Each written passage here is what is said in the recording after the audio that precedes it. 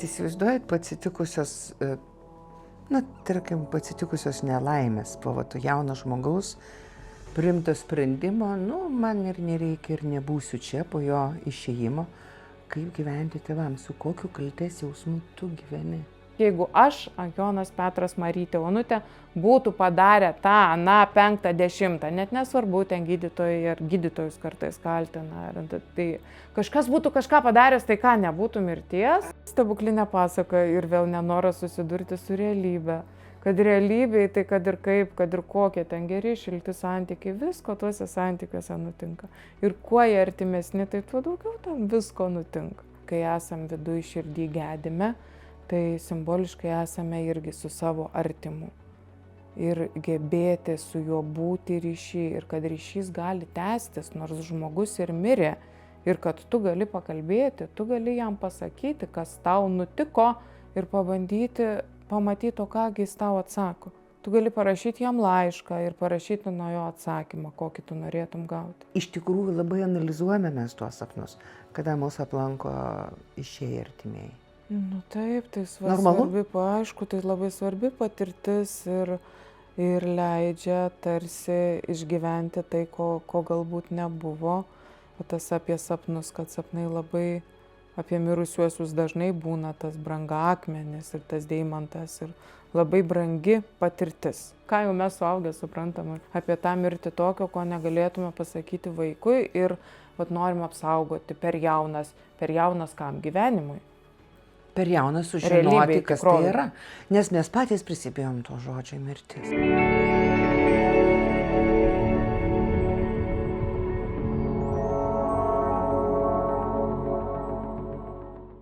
Ar teiktum, kad mirtis yra gyvenimo dalis? Vienareikšmiškai ir kuo labiau ji yra gyvenimo dalim, tuo daugiau ten mumise tos gyvybės, gyvybingumo ir gyvenimo.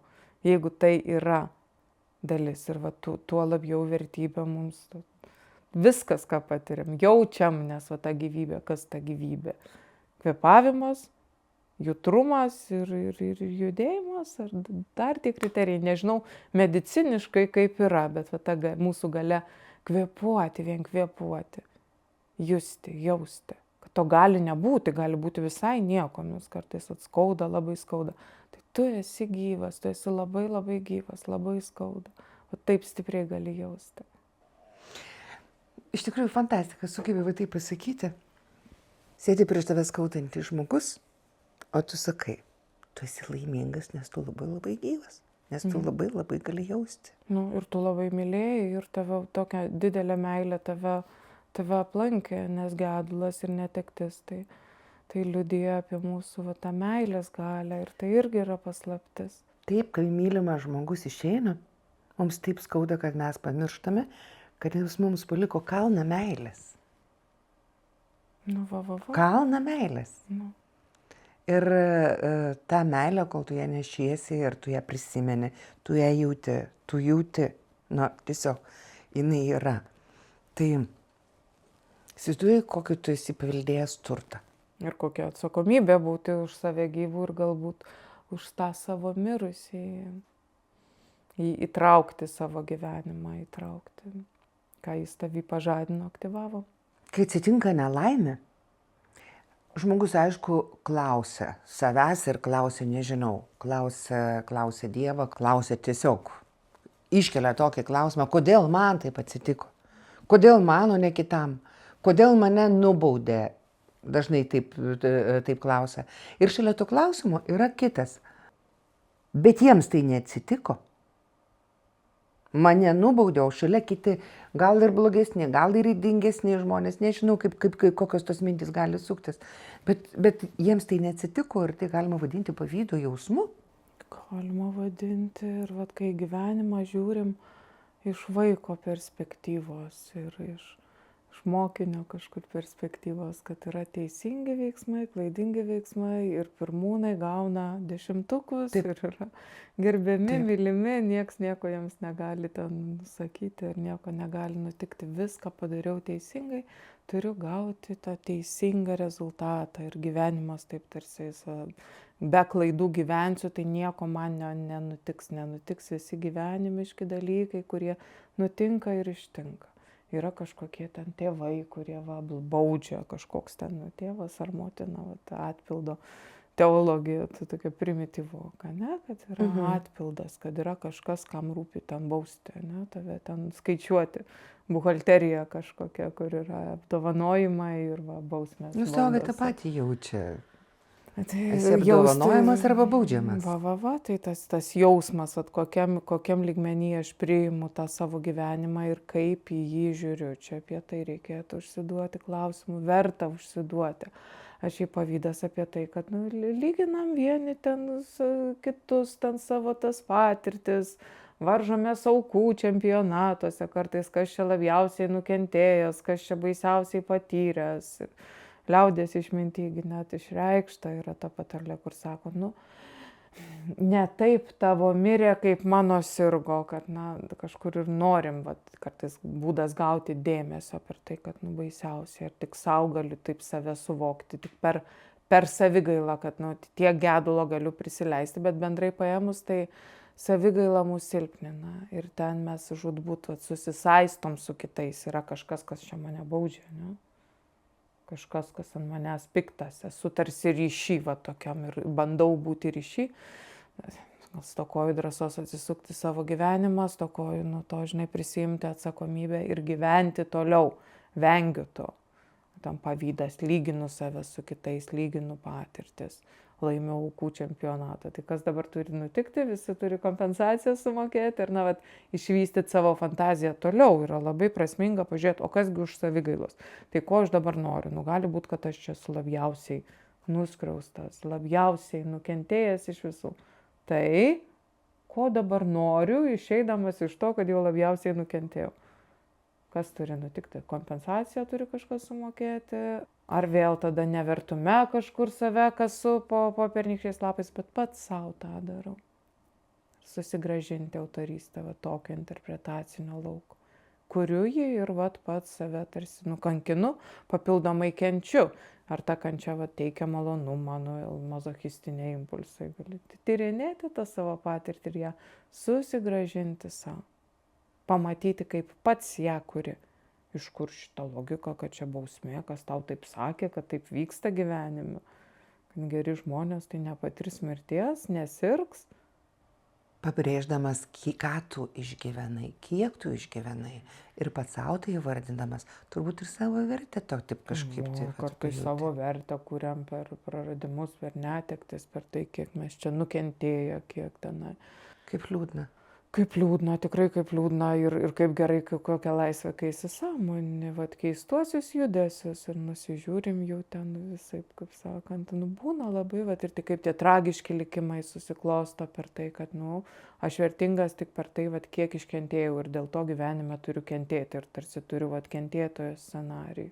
Visa tai ir iš tikrųjų nutinka, kad nutinka, o kiek dalyvauju ir net nesąmoningai kuriu tas indėlis, prisidėjimas. Aš galvoju, kad tai vis tik galbūt labiau liečia vyresnę kartą, kuriai kažkur net pasąmoniai tiesiog iš, nežinau, ir man, iš tėvų, iš senelių. Gyventi tai kažkiek ir kentėti. Niekas nesakė, kad gyvenimas turi būti lengvas.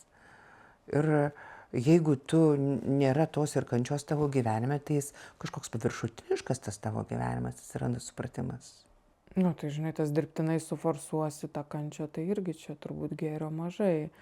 Jokio čia gėrio. Toks paradoksas, kad daug iškentėjo, neskuba. Ir vertė ne tame, tikrai ne. Ir savo vertės tarsi tai naudoti kaip tiesiog būdą pakelti. Tiesiog pagalvojau, kad man tai pažįstama ir girdėta.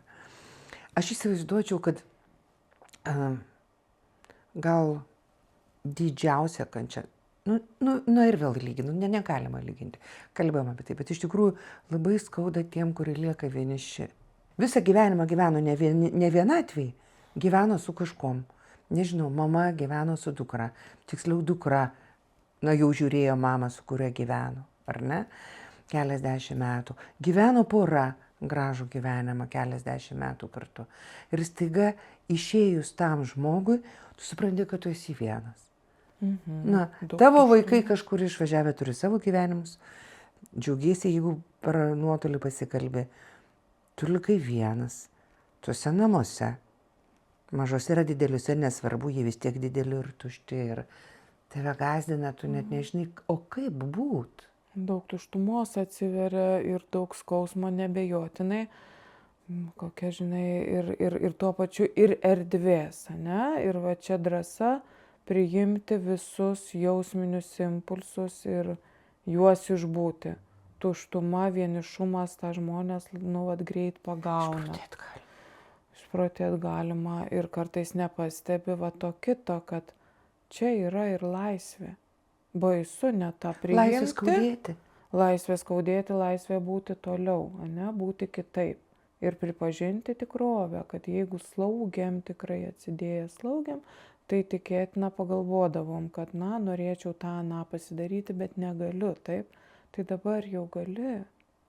Dažnai, būna, kad, nėra tam jėgų, energijos arba net antrinis tas, kad smerkiu save už tokias mintis, nes pagalvodavau, kad eičiau ir daryčiau, ir tada smerkiu, baudžiu, pats save baudžiu ir po to vėl išgyvenu tą nubaustumą ir kiek daug pats savo padarau. Jeigu dar kalbant apie tokias aplinkybės, kad teko slaugyti artimą, tai čia dar visai, manyčiau, kita situacija, kad vėl ir savikailos, ir kaltės, kad vėl kažką gal ne taip padariau ir čia labai daug visokių dalykų. Ir prisirišimo, Čia ir daug. priklausomybės. Bet tai irgi yra buvimas su kažkuo, šalia kažko. Tu rūpinaisi diena iš dienos. Tavo diena buvo tokia, tavo tvarka dienos buvo tokia. Viskas. Ir dabar to nebėra. Ir gerai, pavargdavai slaugydamas. Bet dabar nebėra, tu esi viena. Vienas. Nesvarbu. Priimti savo laisvę, kuri vienatvės komponentas. Jokia čia mane laisvė, čia ne vienatvė, nuo kurios skauda man. Vienatvė, nuo kurios skauda ir žūtbūt, kai atsiveriu tai vienatvė, tai iš jos ir gali kažkas išeiti, jeigu tik priešinuosi, nenoriu būti vienas. Simboliškai ryšuosi ir neleidžiu savo jausti to, ką iš tikrųjų jaučiu, neleidžiu savo išgyventi visų jausmų. Gali būti daug vertinimo, čia gerai, blogai taip jausti, blogai, kad tu ten norėjai, nes matai, vėl tas mūsų maginis mąstymas kartais labai įsiterpia, kad mes save baudžiam, tokios mintis buvo, tu čia taip norėjai, ar taip negražiai čia pasakėjai. Pasakėjai, nes gyvenimas buvo ir priimti gyvenimo netobulumą, priimti savo laisvę, kurti taip, nuo vienatvės neatsiejama. Įsivaizduoju, kokį kelią turi nueiti mintis, ta mano skaudanti tokia mintis, kad jausmas, vienatvės skaudantis jausmas pavirstų laisvės jausmu. Tai ta transformacija, kad ji yra skausminga ir kad ją taip įvardinti, laukti, kol gims ir pasitikėti, kad gims. Ir maždaug kas gims, gali įsivaizduoti, kartais gali neįsivaizduoti, kas gims. Gedulas galim, per kaip gimsta naujas gyvenimas. Taip, per gedulą. Kad tai nėra pigu, tikrai nėra pigu. Taip, reikia išgėdėti, reikia išskaudėti. Reikia save iš naujo susirinkti, kas yra labai labai sunku. Kaip mes kalbėjome, žodžius atrasti ir mintis atpinti susipynusias, emocijas įsigryninti. Kadangi tas kelias toks nelengvas, ten gali būti daug visokių dalykų. Gali atsitikti sveikatos sutrikimai, priklausomybės, kurios tuo metu padeda. Nors ir teoriškai gali pasakyti, kad kuo daugiau vyno, tuo daugiau ašarų, bet gal aš išverksiu tą skaudėjimą? Norim pasilengvinti, norim nusiskausminti. Kaip neįklimt? Norim, kad būtų lengva. Kaip neįklimt, kaip neužkipt, neužsikabint. Kaip nesusirgt. Nesusirgt, kai vėl, čia sunku tiksliai čia pasakyti, kas čia pasakys, bet kai vengiam, kai neprisileidžiam emocijų, taigi vis tiek jos yra jausmai, neprisileidžiam jausmų. Jų neieškom išraiškos, tai jie vis tiek tada per kūną ateina ir ateina ligos. ateina lūžiai, ateina dar kažkas, traumos, labai dažnai netekties, po netekties. Aišku, kad tos netektis jos ir dažnai ir netekties akivaizdoje žmogus ir fiziškai jaučia labai labai daug skausmo, nes ir smegenų centruose aktyvuojami skausmo centrai, kad tai gali būti jaučiama ir kaip fizinis skausmas. Netekties akivaizdoje, bet vis tiek prisileisti visus jausmus, leisti ir ieškoti jiems simbolinės išraiškos ir ją rasti. Per žodžius, per judesį, per tapybą, lipdymą ar per ką tik tai mes pagauname. Per muziką, per dainą, pačiam kuriant ar ieškant kitų to, kas jau sukurta. Per poezijos strofą. Rasti, atrasti tai, kas guodžia, tai, kas palaiko. Ir paguodžia kartais netikėčiausi dalykai, jeigu kalbėt apie knygas, apie literatūrą. Ir čia kaip tik kalbėjom ir dažnai spontaniškai iš savo bibliotekos, ką pasiekusi atrinkau, kas bent kažkam yra padėję. Tai toli gražu nepilnas tas ir čia nėra jokio sąrašo atrinkto ar specialiai aš nieko nedariau, tiesiog spontaniškai iš to, ką čia radau. Nes, ir ką tikrai verta pasižiūrėti ir paieškoti. Taigi pasiūlysime dabar kartu su mumis pavartyti keletą knygų. Tos knygos, su kuriomis jūs supažindinsim, arba tiesiog priminsim, kad jos yra. Galbūt jūs jos skaitėt, gal šiandieną tiesiog nepagalvojat, kad ta knyga galėtų jums padėti. Nes kviečiu pavartyti kartu ir galbūt jūs kažką atrasit, o mes jums padėsim. Jurga, visų pirma, tavo pačios knyga Pabaigų menas, nuo ko viskas ir prasidėjo ir tinklalaidė ši gimė. Beje, ant viršelio parašyta išsiskyrimai, netektys ir kitos progos augti ir bręsti. Apie ką mes čia ir šnekėjom. Taip, ir vat, tuo turbūt ir pasakyta, kad čia yra ir apie daug ką, ir apie įvairaus pobūdžio netektis, ir apie tai, kaip mirties akivaizdoje visos tos netektis gali aktyvuotis. Atitinkamai, patiriant įvairiausias netektis, darbo netektis, gali gedėti ir kitų praradimų. Taip jau yra, kad vienos patirtys, kurių mes nepraėjome, jos linkia mus pasivyti, jos linkia grįžti. Ir vėl puikus dalykas, tada tu turi galimybę vėl pasikartoti. Ir tikrai išeiti, ir tikrai pilniau užbaigti. Apie šią knygą taip norisi atreaguoti. Viena skaitytoja dalinosi, kad sako, čia vienintelė mano knyga, kurioje prireikė tų lapų, nes čia kai darė lankus ir mano redaktorė sakė, kad čia, aš sakau, gal tekstu užpildyt, kad knygoje kai palieka užrašams gale vietos.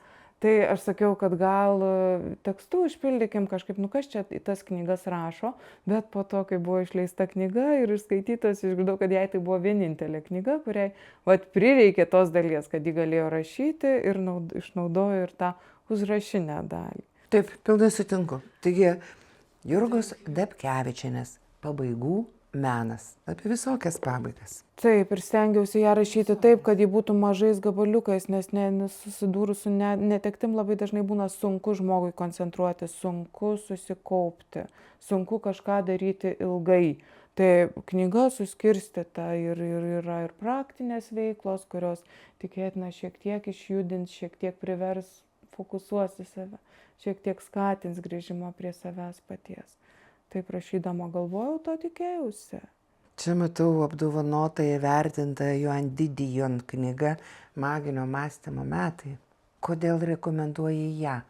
Kam? Jinai tiktų, kam padėtų?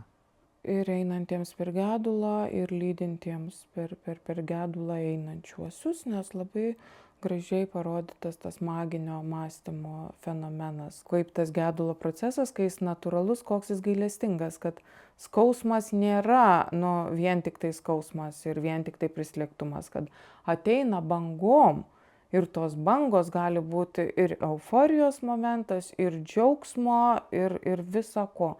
Ir taip pat tą maginį mąstymą, kuris daro mums paslaugą tuo metu, kai darosi per sunku, įsijungia kažkas, kur lyg nebuvę, lyg nejaučiu, lyg nejautra. Tai knyga labai iliustruoja ir gali būti tas pavyzdys, kaipgi būti autorė pati patyrusi dvigubą netektį, palaidojusi vyrą, palaidojusi dukrą ir jos kelionė, jos kaip ir Per metus gedulo. Kelionė per metus gedulo. Taip. Dabar galvoju, teisingai perskaitysiu Elizabeth Kubler-Ross, ar ne, ir Davidas Kessleris apie netekties skausmą ir gedėjimą. Čia tavo pačios kiek prižymėta. Čia visur atsakymai į klausimus turbūt. Ir yra ir kita dar Kubler-Ross knyga apie mirtį ir mirimą, tai vėl ten einantis gedulo keliu. Tik labai svarbu pasižiūrėti, kaip jūs jaučiatės, tą ar kitą knygą rinksitės. Čia jokių būdų nėra kažkokia panacėja ir nėra specialiai atrinktas sąrašas. Čia spontaniškai iš savo bibliotekos paėmiau tai, ką verta pasižiūrėti, atsiversti ir pasižiūrėti, ar jums tinka šiuo gyvenimo etapu per šitą gedulą keliaujant. Šita knyga ir kita Elizabeth Kubler-Ross apie mirtį ir mirimą. Kažkaip nematau jo savo bibliotekoje, galbūt aš kažkam paskolinusi, galbūt. Aš tik pirmą eilutę perskaitysiu. Gedėjimas yra stiprus emocinis atsakas į netekties skausmą. Taip. Evgenij Vodolaskin. Lauras. Apie kaltę ir gyvenimą su kalte, grožinė literatūra, romanas, bet susidūrus su netektim, mirtim, kalties jausmas, bandymas išpirkti tą kaltę, kalties išpirkimas ir toliau gyvenimas su ja. Julian Barnes gyvenimo lygmenys.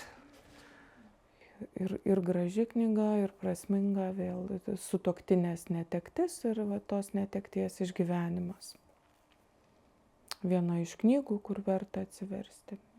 Žinokit, nelabai daug ką turiu apie ją irgi daug pasakyti, tai kaip grožinė knyga ir labai svarbu atsirinkti. Tai tos knygos, čia nei viena iš jų nėra panacėja. Mes jau ir minėjom, kalbėta, tinklalaidė minėta, Jobo knyga galbūt įkvėps, galbūt Maceinos komentaras Jobo knygai.